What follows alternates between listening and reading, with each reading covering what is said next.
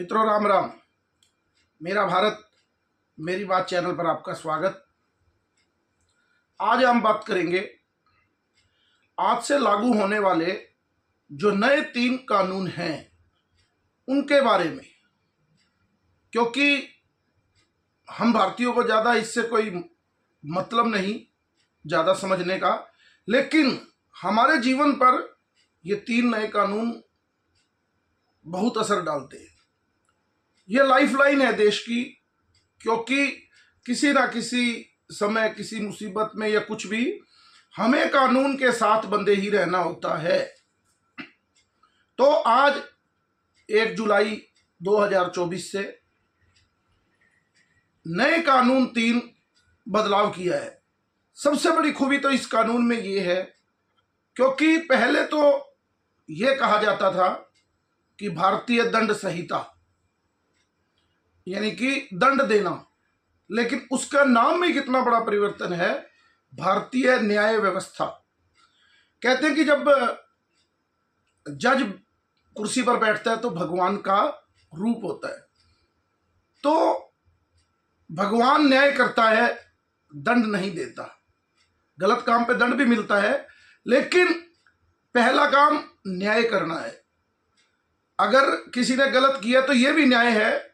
जैसे पहले राजा न्याय करते थे, जो न्यायप्रिय राजा होते थे, लेकिन यहां तो पहला ही नाम ये है कि आप कोर्ट में गए, कानून के शिकंजे में फंसे और आपको दंड मिले ही मिलेगा।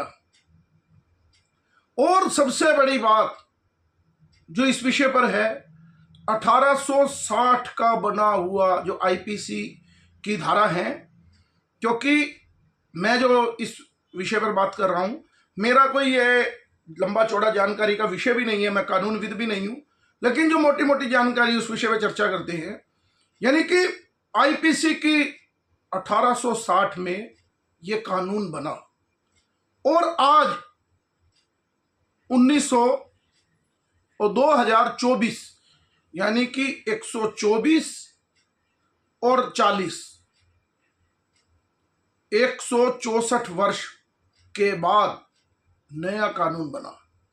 देश आजाद हुए भी 77 वर्ष हो गए, लेकिन भारत के पास अपना स्वदेशी अपना कानून नहीं था। क्या था? जो अंग्रेजों के समय में लाया गया कानून 1860 वो था। आपको ध्यान होगा, अगर आपने इतिहास पढ़ा हो, तो वो कानून कैसे आया। 1857 में जब देश ने पहली क्रांति की लड़ाई रानी लक्ष्मीबाई और तात्या टोपे और पेशवा के नेतृत्व में लड़ी, तो उस समय एक बार अंग्रेज हार गए, उस लड़ाई में भाग गए थे। जो ब्रिटिश की जो कंपनी थी, जिसको कहते थे ईस्ट इंडिया कंपनी, वो चली गई। तो उन्होंने लोगों ने देखा वहां जाकर एक साल में कि हम भारत में जाके कमजोर क्यों पड़ रहे हैं। तो उनमें उनकी संसद में जो चर्चा हुई, उन्होंने कहा कि वहां हमें कोई कानून का राज थोड़ा सा लाना चाहिए, जिससे वहां के लोगों को लगे कि कुछ न्याय मिल रहा है या दंड मिलता है, किसी सजा, क्योंकि पहले तो सीधा राजशाही वाला ही मामला था। तो वो 1860 में आईपीसी की धारा लेकर आए। आपको हैरानी होगी सुनकर कि आईपीसी की धारा आई कहां से। ये आईपीसी की धारा, क्योंकि आयरलैंड, स्कॉटलैंड जो राष्ट्रमंडल देश थे, इन सब देशों पर ब्रिटिश हुकूमत का कब्जा था।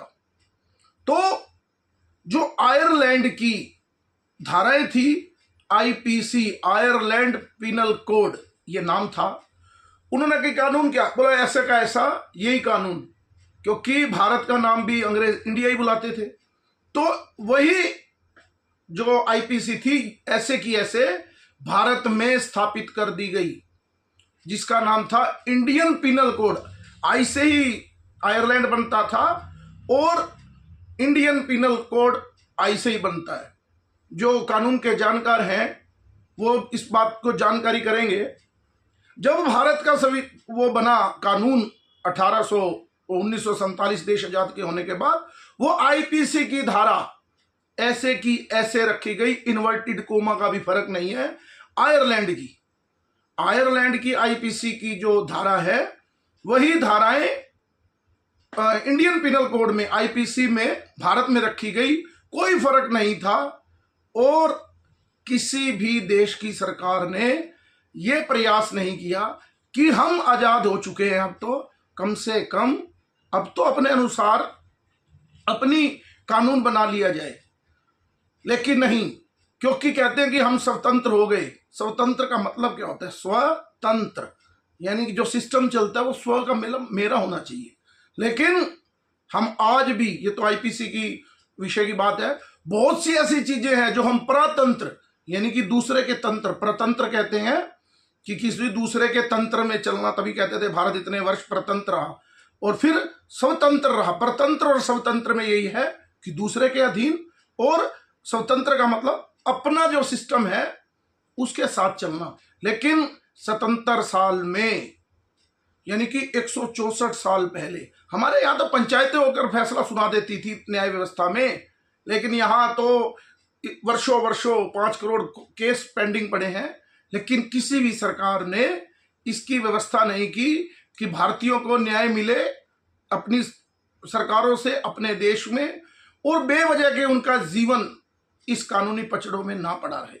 तो इसके लिए 77 वर्ष के बाद नरेंद्र मोदी की सरकार ने आकर इस विषय को समझा और नया, आज से ही लागू हो रहा है, 1 जुलाई से ही नया कानून ला रहा है। क्योंकि मैं अभी 2 दिन पहले हरिद्वार था, तो नाम नहीं लेना उचित, यहां एक महान अद्भुति के शरण में था मैं। वहां पर 2 आईपीएस अधिकारी, एक भोपाल के रहने वाले और एक जयपुर के रहने वाले, एक का कैडर त्रिपुरा और एक का कैडर हरियाणा, वो उस महान विभूति के दर्शन करने आए, उनसे आशीर्वाद लेने आए। तो जैसे ही वो आए तो बैठे, उनका बैठने के बाद उस महान विभूति से चर्चा हुई। तो उन्होंने विषय रखा कि हम लोग अभी ट्रेनिंग से आए हैं 5 दिन की मंसूरी से और सीधे आपके दर्शन करने के लिए आए हैं। तो उनसे चर्चा वो महान विभूति के साथ होने लगी। मेरा भी सौभाग्य था क्योंकि मैं ज़्यादा जानकार नहीं कानून का। तो चर्चा में जो निकल कर आया, उन्होंने कुछ बड़ी महत्वपूर्ण बातें बताई। उन्होंने बताया कि हम 5 दिन की ट्रेनिंग से आए हैं और नीचे तक ट्रेनिंग जा रही है क्योंकि नए कानून बने हैं। तो उनसे बात हुई, भाई इस कानून में क्या क्या बदल है। उन्होंने ही बताया कि एक तो सबसे बड़ी बात कि आपकी एफआईआर बड़ी जल्दी दर्ज हो जाएगी, साथ ही साथ, नहीं तो शिकायत 2 थाने में एफआईआर तक दर्ज नहीं होती थी इस देश में। उसके लिए भी कितने पापड़ बेलने पड़ते थे कि मेरी प्राथमिक रिपोर्ट दर्ज हो जाए, फर्स्ट इंफॉर्मेशन रिपोर्ट दर्ज हो जाए, तो वो जल्दी होगी। और दूसरा, अब ऑनलाइन का जमाना है, आपने अपराध दिल्ली में किया है, अगर कोई मामला दिल्ली का है और आप हरिद्वार में या किसी भी शहर में आप अपनी एफआईआर दर्ज कराना चाहते हैं, तो वहीं आपके पास वहीं अधिकारी आपकी एफआईआर दर्ज करेगा। वही अधिकारी जांच करके 14-15 दिन में उसको निपटाएगा। छोटा मोटा मामला है तो वो जैसा भी, और जल्दी से जल्दी वो केस ट्रायल में जाएगा और जल्दी से जल्दी फैसला होगा। लोगों को तारीख पे तारीख नहीं मिलेगी। एक बात और निकल कर आई कि जैसे उन महान विभूति ने कहा कि मैं अमेरिका बहुत जाता हूं, तो अमेरिका में एक जैसे अश्वेत लोग भी हैं काफी, या कुछ भी, वो कुछ ना कुछ चोरी कर ली, छोटी मोटी घटनाएं हो जाती हैं। तो वहां पर सजा का जो प्रावधान है वो लेते हैं, क्या नाम है उसका, प्ले कार्ड, और ऐसे लेकर खड़े हो जाते हैं ये कि मैंने चोरी की है या जो भी हल्का फुल्का जो अपराध किया होता है, तो वो चौराहे पर खड़े हो जाते हैं कि मैं इस बात का मैंने काम किया है। उसकी एक सामाजिक दंड व्यवस्था लगा लो कि सामाजिक उसको दंड दिया जाता है, और वो गाड़ी के पास आता है और वो दिखाता है लोगों को। तो उन अधिकारियों ने भी बताया कि अब जो नई न्याय व्यवस्था है उसमें भी यहां पर जैसे डिफॉर्मेशन का केस है, खासतौर पर उन्होंने बताया कि कह रहे थे कि अभी तो कानून आ रहा है, नई चीजें हैं, बहुत कुछ जानने को मिलेगा। वो बड़े प्रसन्न थे कि एक नया कानून आ रहा है, बड़ा सुंदर कानून आ रहा है। वो पुलिस वाले वो बता रहे थे कि नीचे की अब क्या होगा कि रिकॉर्डिंग वगैरह, जो भी अधिकार नीचे पुलिस वाला कोई भी साक्ष्य इकट्ठे करता है या कुछ भी, उसकी हर एक की रिकॉर्डिंग करनी होगी। जो भी मामला है, किसी का बयान है, हर चीज में वीडियो रिकॉर्डिंग, ऑडियो रिकॉर्डिंग करनी ही होगी। तो उन्होंने बताया कि भारत में भी अब एक ऐसी व्यवस्था डिफॉर्मेशन की इसमें कि आपको सामाजिक दंड भी मिलेगा पहली बार, नहीं तो सीधा केस हो गया या इतने साल की सजा या बरी, अब आपको सामाजिक दंड भी मिलेगा। यानी ऐसा सुंदर कानून की व्यवस्था, क्योंकि कानून में खामियां रहती हैं और लोग इधर उधर से बच के निकलने के रास्ते ढूंढते हैं, लेकिन भारत में एक नई चीज जो है उसके आने का वो है, क्यों, अब 3 प्रकार के कानून थे। 1860 में जो आईपीसी की धारा थी, 1973 में जो आया कानून सीआरपीसी की धाराएं थी, और 1872 में भारतीय जो साक्ष्य था, गवाही के जो कानून था, वो तीनों में बदलाव हो गया है। तीनों कानूनों में बदलाव हो गया है। अब आईपीसी यानी दंड की जगह न्याय व्यवस्था हो गई है। अब साक्ष्य, भारतीय साक्ष्य अधिनियम जो 1872 में बना था वो अब 2024 हो गया है, और एक जो सीआरपीसी की धारा थी 1973 की, वो 2024 के नाम से अब जानी जाएगी। और उन्होंने एक बात और बताई, क्योंकि वो महान विभूति ने पूछा कि जैसे अब ये भी बदल गए 302, 304 चर्चा में, उन्होंने कहा जी वो भी बदलाव हो गया, क्योंकि अब पहले क्या था अंग्रेजों ने, यानी कि 302 की सजा को बहुत पीछे रखा था। यानी शरीर के ऊपर जो घटनाएं घटती थी, 376 बलात्कार का केस हो गया या कुछ भी, तो जो शारीरिक घटनाएं थी उनको बहुत पीछे माना गया, यानी 302 नंबर पे उसको सोचा, तभी तो ये धाराएं बनी थी। लेकिन अब भारतीय न्याय व्यवस्था में जो शरीर पे हत्या का मामला है, ये इनको जल्दी जोड़ा गया है, जल्दी नंबर पे जोड़ा गया। जो भी नंबर आएंगे वो सब लोगों को, क्योंकि आज ही कानून बना है तो उसके बारे में जानकारी हो जाएंगी। यानी वो अब 302 नंबर पे नहीं, उसका नंबर अब पहले आएगा, यानी कि जो मुख्य घटनाएं हैं उनका नंबर पहले आएगा। क्योंकि अंग्रेजों ने तो यही था कि वही मार देते थे, तो उस केस को बहुत पीछे रखते, 302, 304, 307, 376, तो वो पीछे रखते थे। लेकिन अब उन मामलों को धाराओं के अनुसार भी प्राथमिकता दी गई कि पहले नंबर के जो मुख्य अपराध हैं उनके नंबर भी आगे किए जाए, ये अपराध पहले है, ये दूसरे है, उसकी श्रेणी बनाई गई है। यानी बड़ा एक महत्वपूर्ण जानकारी है, और हम लोगों के लिए खास तौर पर, क्योंकि ये विषय पूरे भारतीयों के साथ जुड़ा है। अब कई चीजें जुड़ी हैं, राष्ट्रद्रोह का मामला है। अब राज्य के साथ द्रोह करना कोई गुनाह नहीं, लेकिन राष्ट्र के साथ द्रोह करना गुनाह है। और आतंकवाद की भी कई परिभाषाएं जोड़ी गई हैं इस कानून में।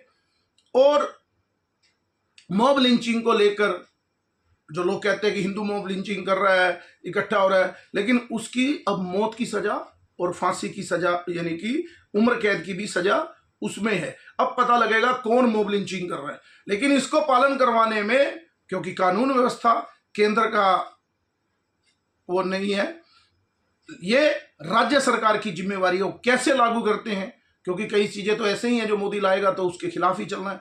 लेकिन मेरे कहने का अभिप्राय, बहुत सुंदर व्यवस्थाएं, शुभकामनाएं हैं देश के गृह मंत्री को कि उन्होंने इतने वर्षों बाद, 164 वर्षों बाद, और खास तौर पर देश आजाद होने के 77 वर्षों बाद नई अपनी जो स्वयं की भावना जागृत की और अपनी कानून व्यवस्था, क्योंकि हमें भी ध्यान है कि जब भी कोई भी छोटी मोटी घटनाएं होती है तो पंचायत बोलते हैं हमारे यहाँ, 5 लोग बड़ी बड़ी बातों को किस प्यार से सुलझा लेते हैं।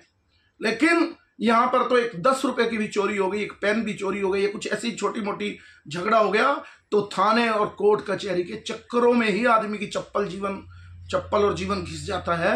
लेकिन देखते अब क्या होता है। तो अपनी कानून व्यवस्था के बारे में इस सरकार ने सोचा, तो उसकी भी शुभकामनाएं। आज के अंक में इतना ही। मेरा ये चैनल आपको पसंद आए तो लाइक कीजिए, सब्सक्राइब कीजिए और शेयर कीजिए। जय हिंद, भारत माता की जय, जय श्री राम।